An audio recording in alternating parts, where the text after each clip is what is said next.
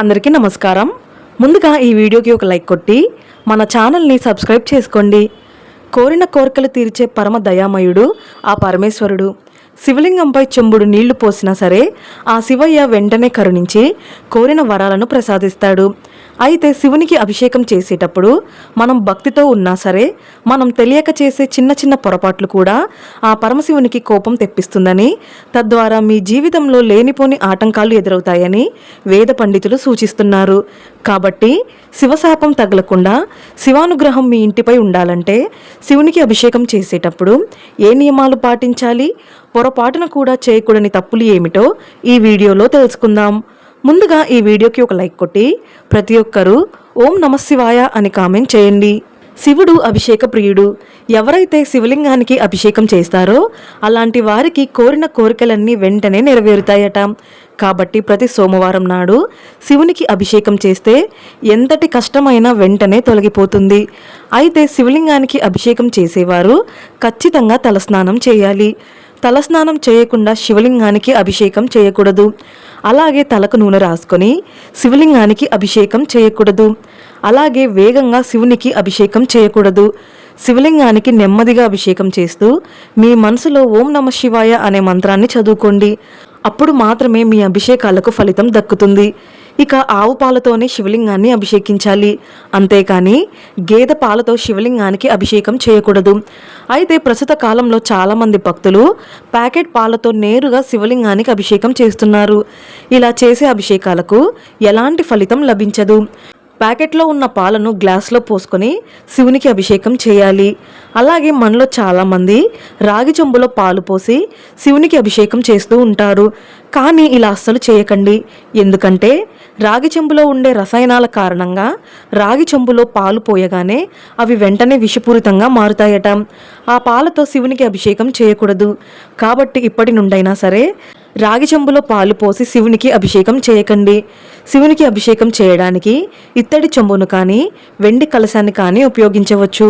ఇక ఆవు పాలతో శివునికి అభిషేకం చేసిన తర్వాత మరలా నీటితో అభిషేకం చేయాలి. అప్పుడే మీ అభిషేకానికి రెట్టింపు ఫలితం దక్కుతుంది. సాధారణంగా అన్ని శివాలయాల్లో నలుపు రంగు శివలింగం ఉంటుంది. కానీ కొన్ని శివాలయాల్లో తెలుపు రంగు శివలింగం లేదా స్ఫటిక శివలింగం ఉంటుంది. ఈ శివలింగాలకు అత్యంత శక్తి ఉంటుందట. కాబట్టి తెలుపు రంగు శివలింగాన్ని మరియు స్ఫటిక శివలింగాన్ని ఎవరూ కూడా ముట్టుకోకూడదు. లేదంటే ఆ లింగం యొక్క పవిత్రత కోల్పోతుంది. శివునికి అభిషేకం చేసిన తర్వాత నేలపై పడిన నీటిని అస్సలు తొక్కకండి. ఎంతో పవిత్రమైన శివలింగాన్ని చూపుడు వేలుతో ముట్టుకోకూడదు. అలాగే చూపుడు వేలుతో విభూది బొట్టు పెట్టుకోకూడదు. ఇక మనలో చాలామంది మారేడు దళాలతో శివుడిని పూజిస్తారు. అయితే శివుడికి సమర్పించే మారేడు దళాలు చిల్లులు లేకుండా శుభ్రంగా ఉండాలి. దేవతలకి దేవుడు ఆ పరమేశ్వరుడు. కాబట్టి శివాలయంలో ముక్కోటి దేవతలు తిరుగుతూ ఉంటారట. శివాలయానికి వెళ్ళగానే ముందుగా కాళ్ళు చేతులు శుభ్రం చేసుకోవాలి. శివాలయంలోకి అడుగు పెట్టగానే మొదటిగా ధ్వజస్తంభాన్ని దర్శించుకోవాలి. ఎందుకంటే శివాలయంలో ఉన్న ధ్వజస్తంభం దగ్గర శివ పార్వతులు నివసిస్తారట. కాబట్టి ధ్వజస్తంభం దగ్గర ఒక నెయ్యి దీపం వెలిగించి ధ్వజస్తంభానికి ప్రదక్షిణాలు చేస్తే శివానుగ్రహం సులభంగా కలుగుతుంది. సాధారణంగా ఏదైనా గుడికి వెళ్ళగానే ముందుగా ప్రదక్షిణాలు చేస్తాము. కానీ శివాలయంలో మాత్రం గర్భగుడి చుట్టూ ప్రదక్షిణాలు చేయకూడదు.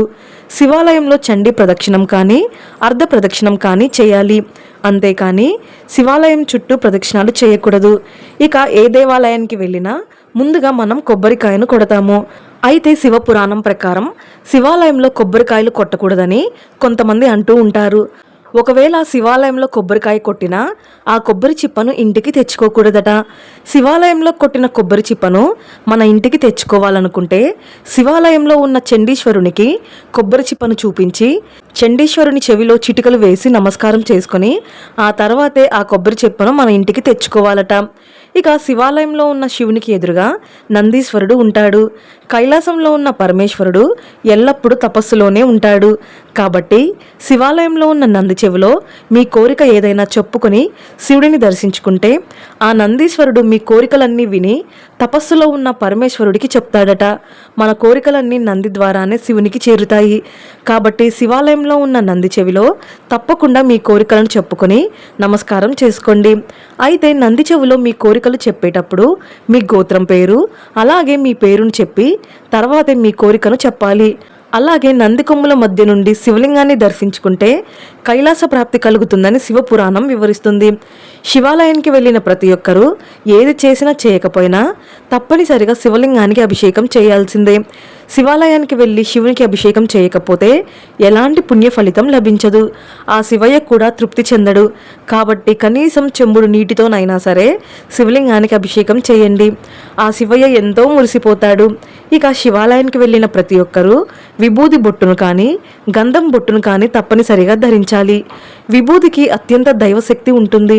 శివాలయంలో ఉన్న విభూతిని నుదుటిన ధరిస్తే మీ జాతకంలో ఉన్న దోషాలన్నీ వెంటనే తొలగిపోయి శివానుగ్రహం కలుగుతుంది.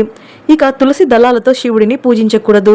అయితే జిల్లేడు పూలతో శివుడిని పూజిస్తే ఆ శివయ్య త్వరగా కరుణిస్తాడట. అలాగే నందివర్ధన పూలతో శివుడిని పూజిస్తే మీ జీవితంలో ప్రశాంతత లభిస్తుంది.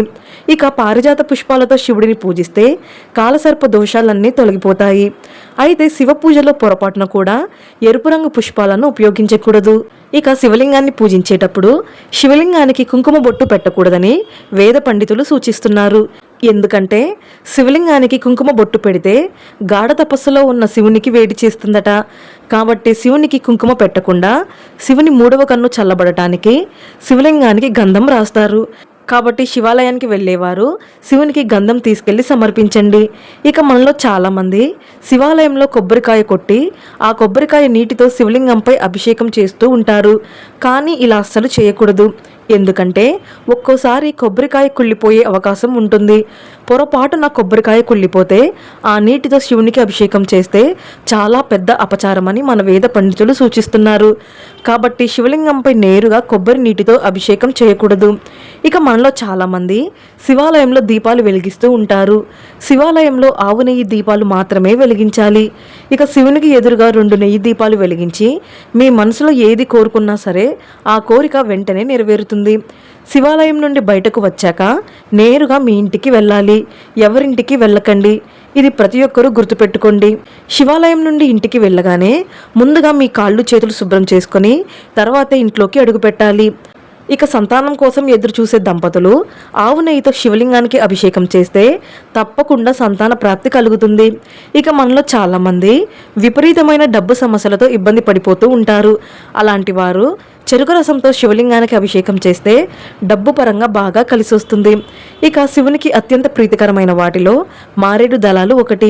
ప్రతి సోమవారం శివునికి మారేడు దళాలు సమర్పిస్తే అనంత కోటి పుణ్య ఫలితం లభిస్తుందని, ఇక పట్టిందల్లా బంగారమయం అవుతుందని నమ్మకం. ప్రతి శివాలయంలో నవగ్రహాలు తప్పనిసరిగా ఉంటాయి. అయితే మనలో చాలామంది భక్తులు నవగ్రహాలకు ప్రదక్షిణాలు చేయాలంటేనే తెగ భయపడిపోతూ ఉంటారు. కానీ శివాలయంలో ఉన్న నవగ్రహాలకు 9 ప్రదక్షిణాలు చేస్తే మీ జాతకంలో ఉన్న శని దోషాలన్నీ తొలగిపోయి విపరీతమైన అదృష్టం కలిసొస్తుందట. కాబట్టి ఇప్పటి నుండైనా సరే శివాలయానికి వెళ్ళినప్పుడల్లా నవగ్రహాలకు 9 ప్రదక్షిణాలు చేయండి. ఎలాంటి దోషం ఉండదు. ఇక సంపంగి పూలను మాత్రం పొరపాటున కూడా శివునికి సమర్పించకూడదు. ఈ వీడియో మీకు నచ్చితే లైక్ చేసి సబ్స్క్రైబ్ చేసుకోండి. జై శ్రీరామ్.